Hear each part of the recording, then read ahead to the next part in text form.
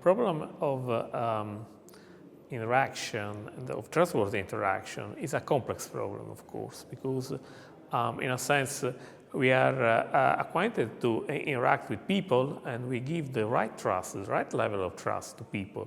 But we are not prepared to give the right level of trust in robots, because in some sense we tend to over-trust a robot or under-trust a robot, which is a pity.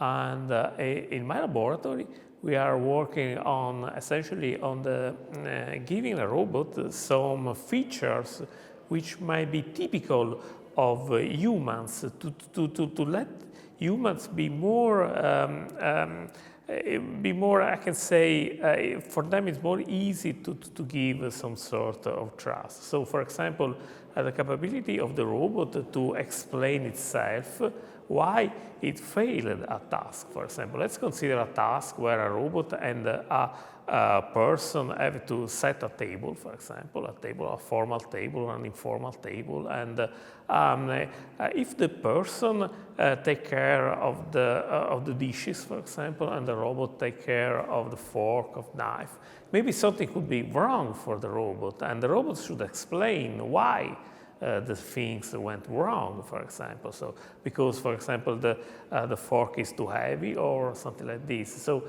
we are working on the capabilities of the robot to monitor themselves and to explain, for example, why they failed. Another thing which is other things, there are many things that could be important. For example, another thing we are working is related with inner speech. So typically, many of us use inner speech during their own life, and because they are thinking what to do, when to do it, and something like this. Inner speech could be an important capability for a robot, because if I'm able to hear the inner speech of the robot, I may better understand what the robot is doing, and so it's more clear to me. In some sense, psychologists think about theory of mind. So we should be able to generate a kind of theory of mind of the robot, so to better understand what the robot is doing.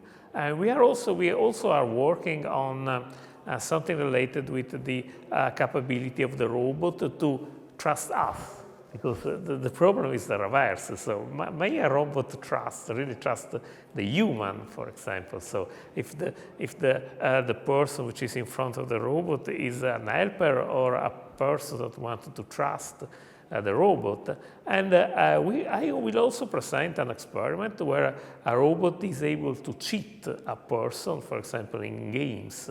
And it's important to see, because what is the reaction of the person to be cheated by a robot or to be cheated by a normal person. And so in general, I think that the capability for us to trust a robot is related to some important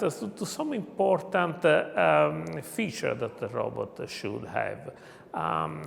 So it should have something which is related to our awareness, to our consciousness. So, in my opinion, some feature of consciousness should be implemented into the robot to let the robot more trustworthy for us.